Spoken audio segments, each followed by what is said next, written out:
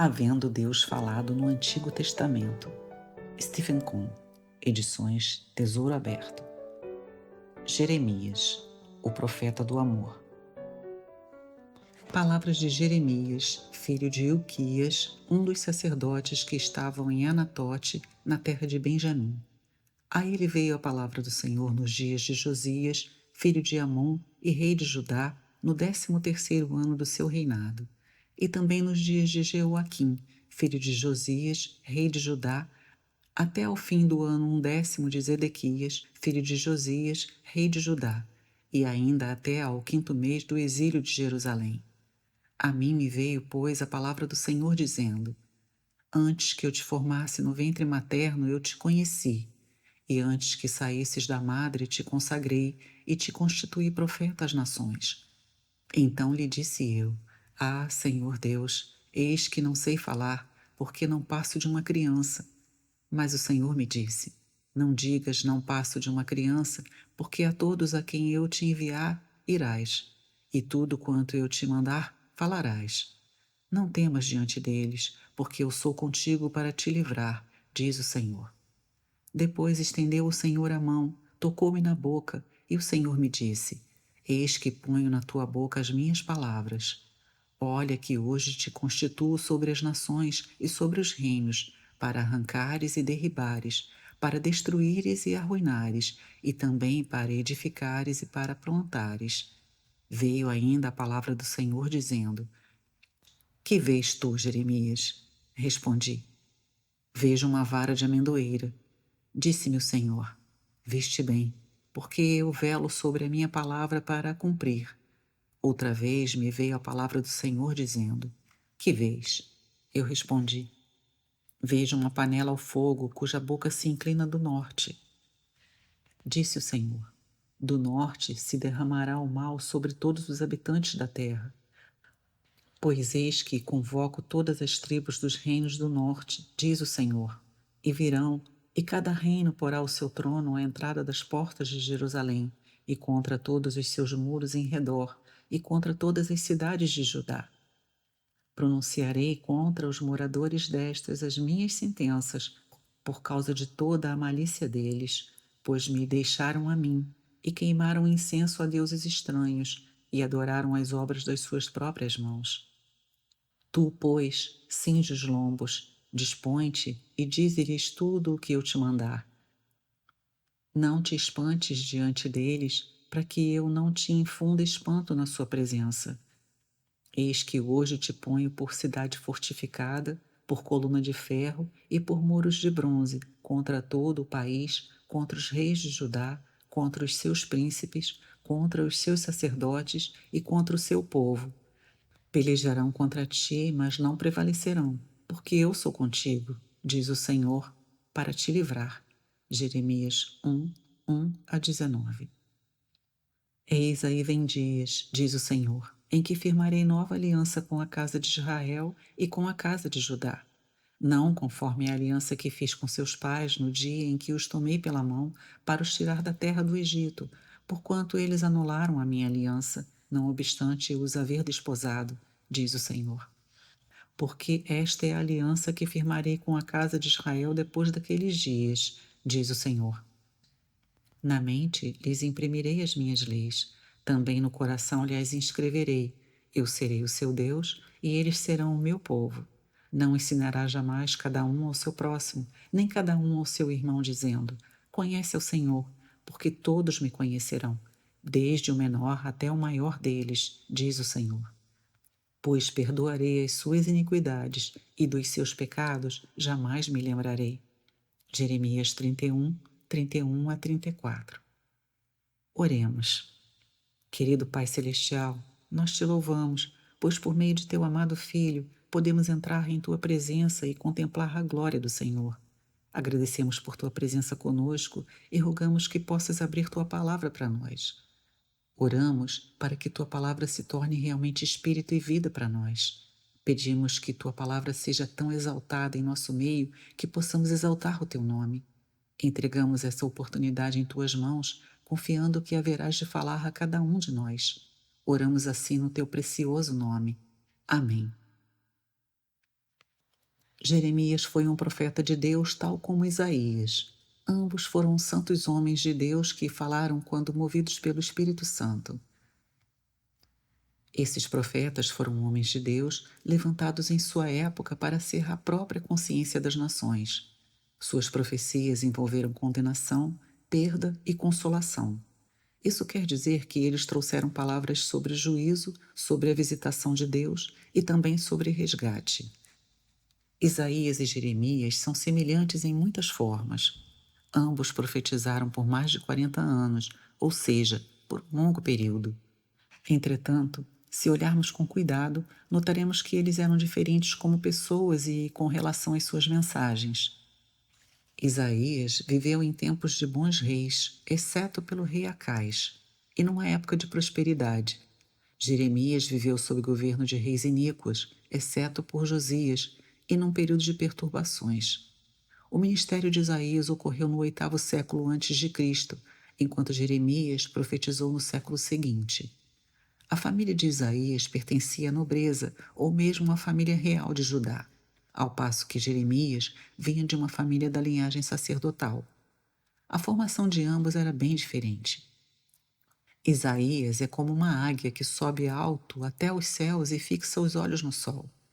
Ele viu o Senhor assentado num alto e sublime trono, assim como viu o Messias em seu nascimento, ministério, sofrimento e glória. Jeremias, ao contrário, foi como um boi que arava um terreno duro e estéril. Seus olhos estavam sobre a terra, mas ocasionalmente ele erguia sua cabeça e via a glória do Senhor. As profecias de Isaías são muito abrangentes, possuindo um horizonte muito amplo. No caso de Jeremias, embora ele tenha sido levantado como profeta para Judá e para as nações, suas profecias estão focadas principalmente em Jerusalém e Judá. Isaías é um profeta da fé, Jeremias é um profeta do amor e Ezequiel é um profeta da esperança. Isaías nos dá uma impressão de magnificência real, de reserva e isolamento. Jeremias nos dá uma impressão de humanidade, pois se expressa como quem viveu entre o seu povo, como sendo um de nós. Para que possamos entender o livro de Jeremias, a primeira coisa que precisamos conhecer é o tempo em que ele viveu. Vejamos o que o profeta diz no primeiro capítulo. Palavras de Jeremias, filho de Ilquias, um dos sacerdotes que estavam em Anatote, na terra de Benjamim. A ele veio a palavra do Senhor nos dias de Josias, filho de Amon e rei de Judá, no 13º ano do seu reinado, e também nos dias de Jeoaquim, filho de Josias, rei de Judá, até ao fim do ano 10º de Zedequias, filho de Josias, rei de Judá, e ainda até ao 5º mês do exílio de Jerusalém. Jeremias 1, 1-3. Jeremias começou a profetizar nos dias do rei Josias. No 13º ano desse rei, a palavra de Deus veio a ele para constituí-lo como profeta. Jeremias 1, 5. O texto nos diz que, naquele momento, Jeremias era uma criança. Contudo, a palavra criança não é a tradução correta do termo original. A palavra hebraica aqui usada é nar e significa alguém que ainda não tem seu lugar reconhecido na comunidade. Ela se refere a um jovem solteiro, provavelmente entre os 16 e 20 anos de idade. Se o chamamento de Jeremias ocorreu nesse período de sua vida, ele deve ter nascido nos últimos dias do rei Manassés. Sabemos que esse foi o pior rei que Judá teve em sua história. Devido à sua iniquidade, a nação de Judá estava para ser destruída. Provavelmente Jeremias nasceu durante o reinado de Manassés. Josias subiu ao trono quando tinha 8 anos de idade, mas a Bíblia diz que ele fez o que era reto aos olhos de Deus. Quando tinha 16 anos, no 8º ano de seu reinado, a Bíblia nos diz que ele começou a buscar o Deus de Davi. Quando fez 20 anos de idade, no 12º ano de seu reinado, ele começou a purificar Judá dos ídolos. Mais tarde, quando Josias completou 26 anos de idade, a obra de reforma por ele iniciada atingiu seu apogeu. O chamamento de Jeremias veio apenas um ano após Josias ter iniciado sua reforma. Apesar do coração de Josias ser íntegro diante do Senhor e ele ter feito o que era correto, sua reforma não atingiu os corações das pessoas. Externamente havia uma reforma e o povo seguia o rei, mas internamente os corações das pessoas ainda estavam afastados de Deus e elas continuavam buscando outros deuses. Deus estava buscando realidade espiritual e, pela falta dela, levantou Jeremias. Por um lado, o profeta mostrou simpatia pela reforma de Josias, mas, por outro lado, mostrou ao povo que Deus não estava satisfeito com coisas exteriores apenas. Deus os chamou a retornar e voltar-se de verdade a Ele, de todo o coração. Após a morte de Josias, seu filho Joacás reinou por 3 meses e foi removido pelo faraó do Egito. Em seu lugar, o faraó colocou Jeoaquim no trono. Ele foi um vassalo do Egito e, além disso, um rei iníquo. A história nos diz que, ao tornar-se rei, ele resolveu construir um grande palácio. Como não havia recursos, ele colocou o povo em trabalhos forçados e não lhes pagou o salário devido. Jeoaquim permitiu que as reformas de Josias fossem esquecidas. Por causa disso, as práticas do paganismo começaram a voltar e a condição moral se deteriorou. O rei chegou a matar profetas. Tudo isso nos mostra a iniquidade desse rei em cujo reinado Jeremias profetizou. Quando Jeoaquim morreu, Joaquim subiu ao trono, mas reinou por apenas 3 meses e 10 dias. O rei da Babilônia o levou para sua terra e colocou Zedequias em seu lugar. Zedequias era uma pessoa volúvel, pois vacilava muito e estava permanentemente sob o controle de seus generais e ministros. No fim de seu reinado de 11 anos, a nação de Judá foi destruída e o povo levado cativo para a Babilônia. Jeremias profetizou durante esse período, exercendo a função de porta-voz de Deus.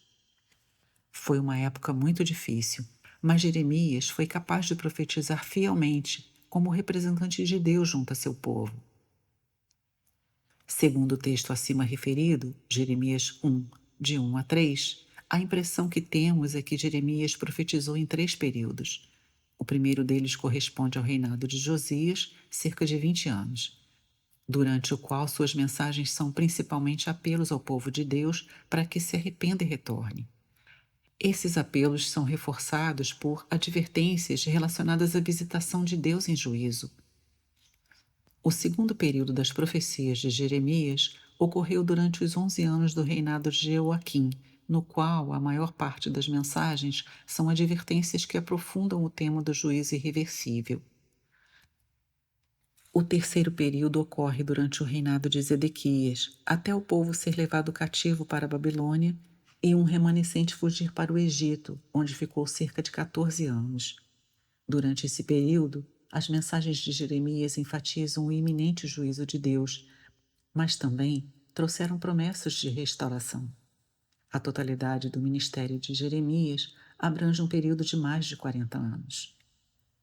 Jeremias, o homem. Ao estudar o livro de Jeremias, é muito importante que conheçamos a pessoa do autor.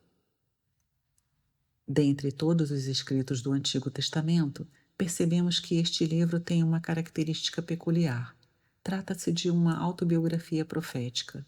Nele não temos apenas um livro de profecia e um livro de história, mas também uma biografia. A vida do próprio Jeremias está entrelaçada com a história e com sua profecia. Por essa razão, é muito importante conhecê-lo como pessoa. O nome Jeremias significa Jeová é exaltado. De fato, Jeremias exaltou o Senhor numa época em que o povo de Deus se rebelou contra ele. Os filhos de Deus o envergonharam a tal ponto que ele permitiu que seu próprio povo fosse levado cativo e que Jerusalém e o templo fossem destruídos. Nessa época, quando Deus foi exposto à vergonha por seu próprio povo, Jeremias foi capaz de exaltar o Senhor. Ele pôde exaltar a Deus em meio a seus juízos.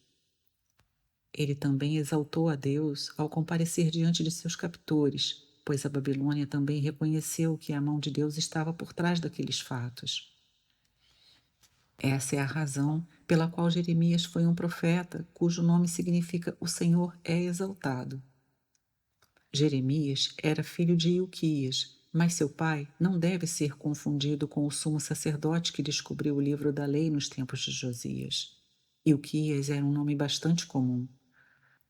O pai de Jeremias era um sacerdote e provavelmente descendia de Abiatar, outro sacerdote que fora deposto por Salomão e banido para sua casa em Anatote. O livro de Jeremias nos diz que o profeta vinha de uma família de sacerdotes que vivia nessa cidade, localizada a cerca de 5 quilômetros ao nordeste de Jerusalém. Portanto, Jeremias não foi criado em Jerusalém, embora pudesse ver a cidade desde Anatote. Uma caminhada de cerca de 1 hora separava as duas cidades. Tendo nascido numa família de sacerdotes, Jeremias deve ter sido treinado para o sacerdócio desde sua infância. Os filhos de Levi, sacerdotes e levitas, deveriam ser contados quando completassem 1 mês de idade.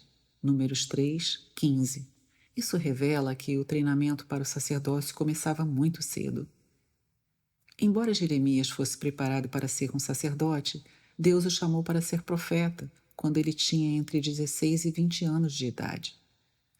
O sacerdote deve representar o povo diante de Deus, enquanto o profeta deve representar Deus diante do povo. Em seu ministério como profeta, Jeremias tinha plena afinidade com Deus. Ele suplicou amorosamente ao povo que retornasse a Deus, mas também o advertiu que seria punido se não o fizesse. Por outro lado, como sacerdote, Jeremias tinha grande compaixão pelo povo de Deus. Quando ele percebeu que a destruição da nação era irreversível, isso partiu seu coração. Deus e seu povo estavam num curso de colisão e o profeta foi apanhado no meio disso. Por essa razão, seu coração foi partido. O temperamento de Jeremias era mais adequado ao sacerdócio do que ao ministério profético. Ele era um tanto tímido, manso, afável e simpático. Ele amava as pessoas e desejava ser amado por elas. Esse é o temperamento de um sacerdote, mas Deus o chamou para ser um profeta. Havia uma colisão entre o chamamento de Deus e o temperamento de Jeremias. Isso criou uma grande agonia de alma, como pode ser percebido no livro do profeta. Ele tinha um coração de sacerdote, mas sua voz era de profeta. Jeremias chegou a ter controvérsias com Deus, mas ele o amava tanto que sempre cedeu. Seu caráter foi amadurecido durante esse período e ele foi fiel para com Deus e seu povo até o fim. Ele amava o povo, mas foi odiado por todos e, ainda assim, permaneceu junto com eles até o fim. Ele não buscou nada para si mesmo. Jeremias foi realmente um homem de Deus.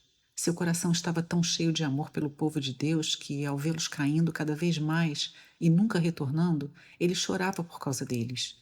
Nesse sentido, ele era muito semelhante ao Senhor Jesus, que chorou por Jerusalém. Em muitos aspectos, Jeremias é um tipo de Cristo, cheio de amor e compaixão. Ele não chorou por si mesmo, mas pelo povo de Deus. Será que Deus fez uma escolha errada ao enviar esse tipo de pessoa como seu porta-voz num contexto tão difícil e com uma mensagem de juízo tão severa?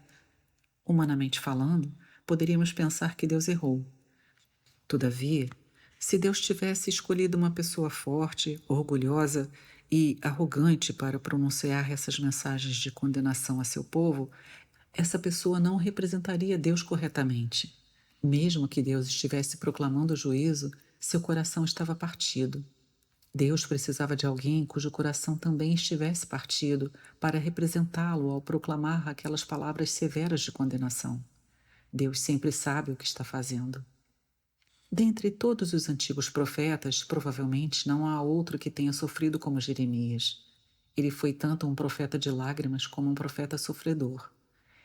Ele não foi compreendido por seu próprio povo, tendo sido perseguido por reis, príncipes, sacerdotes, profetas e pelo povo em geral.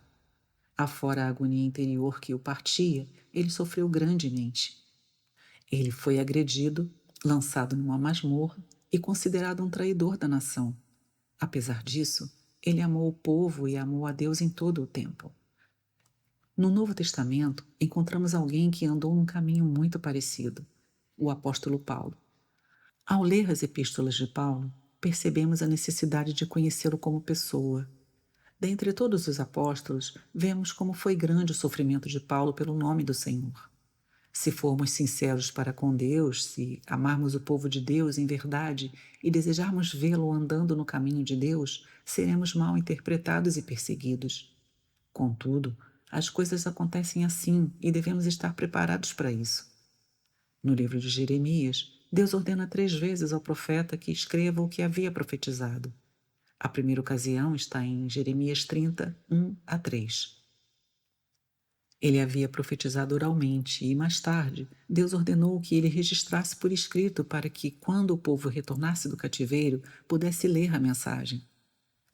Mais adiante, em Jeremias 36, 1-3, durante o reinado de Jeoaquim, Deus diz a Jeremias que registre por escrito tudo o que havia profetizado, de modo a advertir o povo, na expectativa de que eles se voltassem para Deus.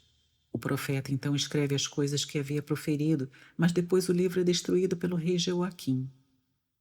Em Jeremias 36, 27-32, Deus diz a Jeremias que reescreva o livro destruído e ainda adicione muitas outras coisas. Portanto, a maior parte do conteúdo do livro é o registro das palavras proferidas pelo profeta que depois foram registradas com tinta em rolos. Dessa forma, o livro foi formado com algum trabalho de editoração. Ao longo do livro, notamos que o conteúdo é parte profecia, parte história e parte biografia. Há muitos diálogos entre Deus e Jeremias, alguns deles sendo monólogos ou confissões do profeta. Existem profecias com relação a Judá, Jerusalém, o povo, o rei e as nações. Alguns capítulos são narrativas históricas. Ao escrever seu livro, o profeta fala na primeira pessoa do singular, eu. Algumas vezes, essa primeira pessoa é o próprio Jeremias, mas outras vezes representa a nação de Judá, especialmente o remanescente fiel. Em sua profecia, é possível notar uma progressão. No princípio, há a condenação. Deus condena seu povo por tê-lo deixado e violado sua aliança. Após a condenação, haverá o juízo. Deus os visitará em julgamento. Ao final, Deus sempre mostra sua confiança ao prometer que um dia retornará para eles e eles retornarão para Deus. Em sua profecia, Jeremias representa Deus em seu governo moral. O coração de Deus para com seu povo é cheio de amor e afeição. Seus pensamentos para com seus filhos são de paz e bondade. Devido à rebeldia de seu povo nessa época, Deus teve que castigá-lo. Entretanto, precisamos lembrar que, ao castigar seu povo, Deus o faz por causa de seu amor, como se tivesse lágrimas nos olhos. No livro de Jeremias, o povo parece tão cego e duro, mas Deus diz 9 vezes: começando cedo de madrugada, eu enviei os meus profetas para vos advertir e trazer-vos de volta. Deus sabia que seu povo não iria se arrepender, mas ainda assim seu coração estava cheio de afeto por ele. Ele continuava tentando ganhá-los vez após vez. Isso mostra a grande paciência, a longanimidade de Deus para com seu próprio povo. Antes mesmo que a nação de Judá fosse levada para o cativeiro, Deus declarou que o exílio duraria 70 anos e, após isso, ele retornaria a seu povo e seu povo retornaria a ele. Ele faria uma nova aliança de graça com seus filhos, diferente da antiga aliança. Haveria completa provisão para eles. Ele mudaria seus corações para que realmente amassem ao Senhor e entrassem numa relação abençoada com Ele. Essa é a essência da profecia de Jeremias. Existem muitas formas de subdividir o conteúdo desse livro. Em meu entendimento, a forma mais simples é dada por G. Campbell Morgan. Segundo ele, os capítulos de 1-13 contêm o chamamento e o encargo do profeta. Os capítulos de 14-51 narram seu ministério e o capítulo 52 é um apêndice histórico. O chamado e encargo de Jeremias. O chamado vem de Deus. Devemos examinar com cuidado o primeiro capítulo, pois nele encontramos o chamamento e o encargo de Jeremias. Isso nos mostra os princípios fundamentais do chamamento de Deus ao ministério.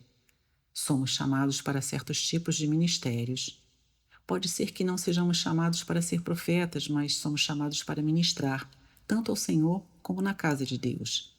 Por meio do chamamento de Jeremias, podemos ver alguns princípios fundamentais que governam o tema do chamamento ao ministério. Veio a palavra do Senhor, Jeremias 1:2. Quando o assunto é o chamamento, a primeira coisa que precisamos lembrar é a soberania de Deus. O chamado não começa com um homem, mas com Deus. Todas as coisas na esfera espiritual, incluindo o ministério, têm que ser iniciadas por Deus e não pelo homem.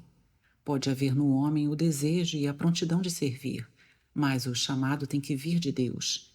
Isso mostra sua soberania. Existe uma expressão que diz: Deus não precisa de voluntários. Se Deus precisa de alguém, ele mesmo irá convocá-lo. Foi desse modo que a palavra do Senhor veio a Jeremias. Deus nos conheceu. Antes que eu te formasse no ventre materno, eu te conheci, e antes que saísses da madre, te consagrei e te constituí profeta às nações. Jeremias 1:5. Existem 3 coisas a referir nesse versículo. A primeira delas é que Deus disse: Antes que eu te formasse no ventre materno, eu te conheci. Antes que Jeremias fosse formado no ventre de sua mãe, antes que ele viesse a existir, Deus já o conhecia. Isso se chama eleição divina. Antes da fundação do mundo, antes de existirmos ou sermos formados, Deus já nos conhecia. No hebraico, a palavra conhecer usada aqui tem um significado mais profundo do que o mero conhecimento. O sentido é de um conhecimento que implica em compromisso. Deus não apenas conhecia de antemão, mas ele já se havia comprometido para com aquilo que conhecia. Creio que isso é algo maravilhoso. Antes da fundação do mundo, Deus nos escolheu em Cristo Jesus. Ele já nos conhecia muito bem e comprometeu-se plenamente a nos conduzir até aquele lugar em que devemos estar. Esse é o sentido da eleição divina. Penso que não há nada que dê mais segurança do que isso. Segundo sua presciência, Deus nos predestinou para sermos conformados à imagem de seu amado Filho. Deus está comprometido com aquele a quem ele conhece. E aos que predestinou, a esses também chamou. E aos que chamou, a esses também justificou. E aos que justificou, a esses também glorificou. Romanos 8:30. Deus nos consagrou. O segundo ponto a referir em Jeremias 1:5 vem a seguir. Antes que saísses da madre, te consagrei. Jeremias foi formado no ventre de sua mãe, mas antes que ele estivesse pronto para sair, Deus disse: Eu já te separei para mim, para meu serviço e para meu propósito. Você sabia que antes de sair do ventre de sua mãe, Deus já o havia separado para si mesmo? Você não deveria viver sequer um dia para si mesmo. Desde o dia de seu nascimento, ou mesmo antes dele, você já foi separado, consagrado, santificado. Isso simplesmente significa que Deus o apartou de todas as outras coisas e o separou para si mesmo. Deus tem um propósito para você, o cumprimento de seu propósito. Deus nos constituiu. O terceiro ponto de Jeremias 1:5 diz respeito ao final do versículo: Te constituí profeta às nações. Quando Jeremias tinha entre 16 e 20 anos de idade, o chamamento de Deus veio a ele. Deus o fez profeta por meio de constituição divina. Ninguém escolhe ser um profeta, um mestre ou coisa parecida. Tudo isso acontece por constituição divina. Deus constituiu a cada um de nós para ser aquilo que Ele deseja que sejamos, de modo que possamos servir o seu propósito. Quando o chamamento de Deus vem, ele ocorre em 3 estágios. Primeiramente, notamos que Deus nos conheceu de antemão. Em segundo lugar, ele nos consagrou. E em terceiro lugar, ele nos constituiu. Em Gálatas, o apóstolo Paulo diz: Mas, quando aprouve a Deus, que desde o ventre de minha mãe me separou e me chamou por sua graça, Gálatas 1:15. Isso é verdade não apenas com Jeremias e com Paulo, mas com cada um de nós. Deus nos consagrou desde o ventre de nossa mãe e, quando o tempo se cumpre, Ele nos chama. Ele nos constituiu para fazer aquilo que deseja que façamos. Pode ser que seja um chamado para ser profeta, ou quem sabe para ser mestre, dona de casa, médico, enfermeira ou qualquer outra ocupação. Seja o que for que Deus nos constituiu para fazer, devemos fazê-lo como para o Senhor. Esse é o nosso ministério ao Senhor, nosso chamado para lhe servir nessa capacidade. A resposta de Jeremias: insuficiência. Jeremias respondeu ao chamado de Deus dizendo o seguinte: Ah, Senhor Deus, eis que não sei falar, porque não passo de uma criança. Jeremias 1, 6b.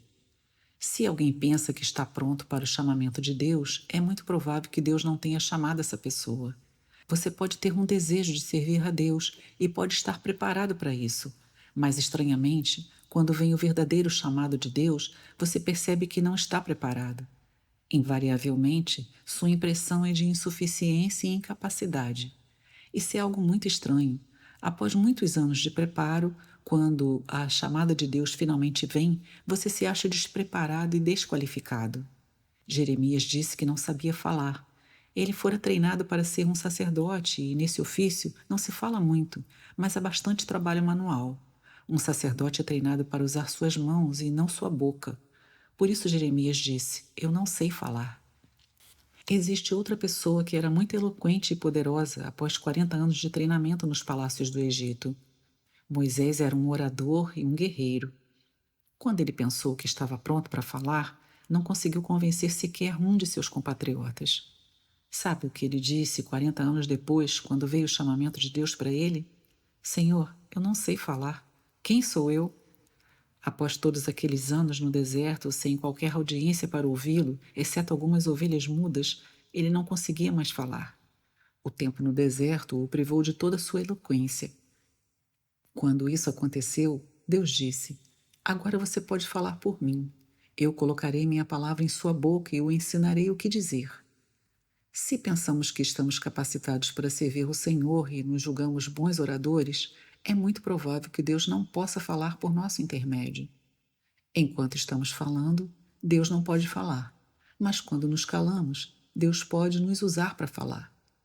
Jeremias disse: Eu não sei falar. Deus respondeu: Muito bem, você é aquele que eu quero usar. Em seguida, Deus tocou sua boca e colocou nela suas palavras. Isso é algo muito importante. Um profeta não deve falar suas próprias palavras, mas deve proferir a palavra de Deus. Caso o profeta saiba falar e fale bastante, é difícil saber quem está falando, Deus ou o profeta. No caso de Jeremias, notamos que ele percebeu sua insuficiência. Em 2 Coríntios 2,16, o apóstolo Paulo diz: Quem, porém, é suficiente para estas coisas? Nossa suficiência e capacidade estão em Deus. É Ele quem nos faz adequados, pois a suficiência não está em nós mesmos. Como podemos servir a Deus? Como podemos ser ministros da nova aliança? Não temos capacidade para isso. Trata-se de algo muito sério, lidando com a vida e a morte das almas. Não teríamos condições de nos envolver com isso, mas nossa suficiência e capacitação para tanto estão em Deus. Juventude. A segunda justificativa usada por Jeremias foi dizer que não passava de uma criança. Jeremias 1, 6. Ele tinha entre 16 e 20 anos de idade e não era ainda um homem maduro. Por que será que Deus escolhera Jeremias? Será que ele não achou uma pessoa mais madura? Ou será que ele escolheu de propósito uma pessoa imatura? Em 1 Coríntios 1, 27, nos é dito que Deus escolheu as coisas loucas do mundo para envergonhar os sábios. Isso quer dizer que Deus escolheu os pequenos e humildes, os fracos e aqueles que reputamos por nada, de modo que ninguém possa se orgulhar. Nesse caso, Deus escolhe alguém que é como uma criança, um jovem que ainda não é adulto. Esta é a soberania de Deus. Jeremias, o profeta. Deus fez de Jeremias um profeta e, nesse ministério, ele tinha duas tarefas a realizar. Negativamente, ele deveria arrancar e derrubar, destruir e arruinar. Positivamente, seu encargo seria edificar e plantar. Jeremias 1, 10. Dito assim, parece que o trabalho negativo é o dobro do trabalho positivo. Entretanto, a obra de Deus é sempre positiva. Ele deseja edificar e plantar. No Novo Testamento, encontramos a mesma ideia sobre plantar e edificar no terceiro capítulo de 1 Coríntios. Somos tanto a lavoura de Deus como o edifício de Deus. Em relação à vida, somos como uma planta cultivada por Deus. Em relação ao crescimento, a semelhança é com um edifício ou uma casa. Desse modo, vemos que o propósito de Deus é plantar e edificar, mas antes de fazer isso, ele precisa arrancar, derrubar, destruir e arruinar, pois existem muitas coisas que não são dele. Nossa situação é semelhante à da nação de Israel daquele tempo. Havia muita coisa nela que precisava ser destruída antes que Deus pudesse começar a edificar. Muito precisava ser derrubado e arrancado antes que ele pudesse plantar e edificar. Deus tinha que realizar essa obra negativa. A mesma situação ocorre hoje em dia. Existe muita coisa na igreja que precisa ser arrancada, derrubada e destruída antes que Deus seja capaz de plantar e edificar. Infelizmente, a impressão que fica é que Deus tem que gastar muito tempo fazendo a obra negativa antes que possa fazer a obra positiva que deseja fazer. Nos dias de Jeremias, havia falsos profetas que diziam ao povo: paz, paz, tudo está bem, sigam adiante, não há nada errado. Temos o templo aqui em Jerusalém e Deus habita no templo. Ele nunca nos abandonará, ninguém pode nos derrubar. Paz, paz. Contudo, para o ímpio não há paz. Esses falsos profetas estavam tentando agradar o povo. O verdadeiro profeta, por sua vez, é aquele que é capaz de trazer a mensagem de tal forma que tudo o que não é de Deus é eliminado. Desse modo, Deus pode edificar e plantar aquilo que é dele. Deus disse a Jeremias: Eu farei de ti um profeta. Vai a todos a quem eu te enviar e dize-lhes tudo quanto eu te mandar. Estarás contra reis, sacerdotes, povo e nações, mas eu te porei por cidade fortificada, por coluna de ferro e por muros de bronze contra toda a terra.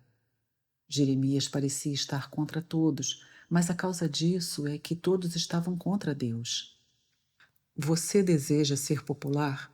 Tendo em vista que o mundo é contra Deus e o mundo religioso também, você deve estar contra todos. Esse fato partiu o coração de Jeremias. As visões de Jeremias. A amendoeira. De forma a fortalecer Jeremias em seu chamamento, Deus concedeu 2 visões ao profeta. A primeira delas se encontra em Jeremias 1, 11 e 12. Veio ainda a palavra do Senhor dizendo: Que vês tu, Jeremias? Respondi: Vejo uma vara de amendoeira. Disse-me o Senhor: Viste bem, porque eu velo sobre a minha palavra para a cumprir. Deus mostrou a Jeremias uma vara de amendoeira e ele, que havia sido treinado para ser um sacerdote, entendeu claramente o que Deus queria dizer. No livro de Números, capítulo 17, lemos que os filhos de Israel tiveram uma discussão entre si, onde alguns diziam que todos eram santos e podiam servir a Deus, o que justificava que somente Arão pudesse servir como sacerdote. Deus então disse que cada tribo trouxesse uma vara de amendoeira e a deixasse diante da arca de Deus durante a noite. No dia seguinte, somente a vara de Arão havia florescido. Por causa disso, Arão foi escolhido para ministrar diante de Deus. Como podemos servir a Deus? Não é possível servi-lo com uma vara morta. Em outras palavras, nós somos como varas mortas. Não podemos servir a Deus com nossa energia natural, pois isso será adoração morta. Só podemos servir a Deus com aquilo que é ressurreto.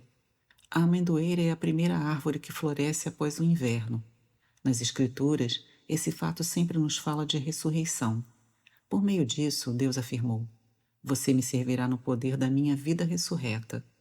Essa é a única maneira de servir a Deus. Jeremias compreendeu esse ponto. A panela ao fogo.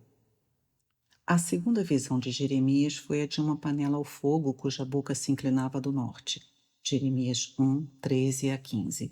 Deus estava lhe mostrando qual seria o rumo de sua profecia. O juízo viria do norte e o povo de Deus seria punido, mas isso ocorreria por causa do amor de Deus para com eles. Esse foi o chamamento e o encargo de Jeremias. A necessidade de outros Jeremias no presente. O que Deus deseja nos ensinar por meio deste livro? Sabemos que Jeremias viveu nos últimos anos da nação de Judá. Esse povo tinha uma aliança com Deus estabelecida por ele no Monte Sinai.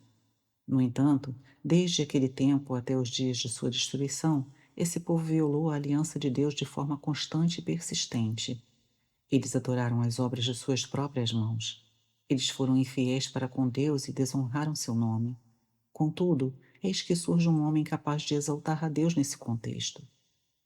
Jeremias estava representando a Deus dentre aquele povo rebelde, chamando-o a retornar para ele. Em certo sentido, quando eles ouviam o profeta, estavam ouvindo a voz de Deus argumentando com eles. Ele foi incapaz de trazer a nação de volta para Deus, pois eles acabaram indo para o cativeiro, mas seu ministério não foi em vão. Houve um remanescente que ouviu sua voz. Mais tarde, um remanescente retornou do cativeiro babilônico para reconstruir a casa de Deus e trazer a nova aliança. Nisso vemos a contribuição de Jeremias. Estamos vivendo no final da era da Igreja. Somos um povo que tem uma aliança com Deus, uma aliança selada pelo sangue de seu amado Filho. Essa aliança de graça que Deus fez conosco é muito superior àquela da lei feita com os filhos de Israel. Ela dizia: fazei isto e eu serei o vosso Deus. Todavia, nós somos um povo privilegiado, pois Deus fez conosco uma nova aliança, na qual Ele diz: eu farei tudo. Tudo o que vocês precisam fazer é responder a mim, responder à minha graça. Não desperdicem minha graça, nem se apartem dela. Isso é tudo o que vocês precisam fazer. Passado algum tempo, ao final do primeiro século, percebemos que a Igreja já havia abandonado seu primeiro amor. Veja Apocalipse 2 e 3. Ao longo de sua história, a Igreja tem se apartado cada vez mais da graça de Deus. Ela tem adorado as obras de suas próprias mãos. A Igreja tornou-se uma instituição do mundo. Externamente, as pessoas adoram a Deus, mas não há qualquer realidade. Deus não está feliz, nem se satisfaz com essa condição.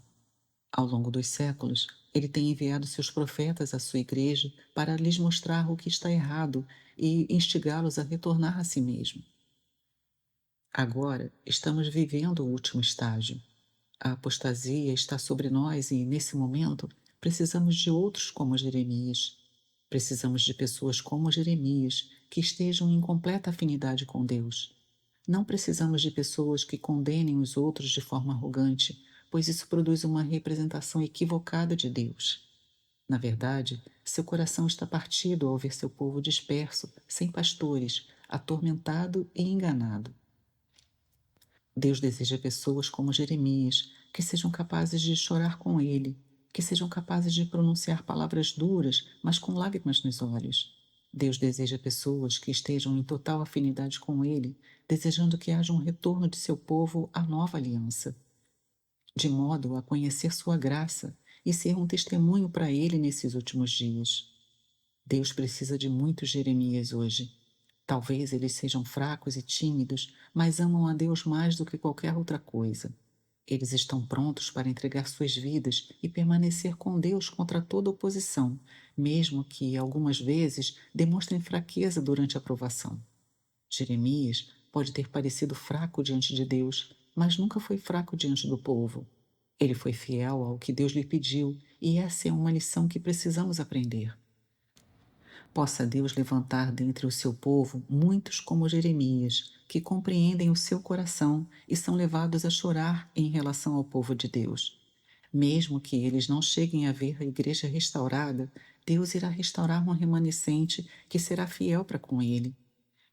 Creio que este é o desafio do livro de Jeremias. Oremos. Querido Pai Celestial, nós te agradecemos por nos dar o livro de Jeremias. Rogamos que o espírito de Jeremias possa vir sobre nós para que possamos servir a Ti e ao Teu povo com humildade e fidelidade nesses últimos dias. Nossos corações clamam a Ti para que Teu povo possa ouvir Tua voz e retornar a Ti e à aliança contigo, para que possamos glorificar Teu nome. Pedimos isso no nome do Senhor Jesus. Amém.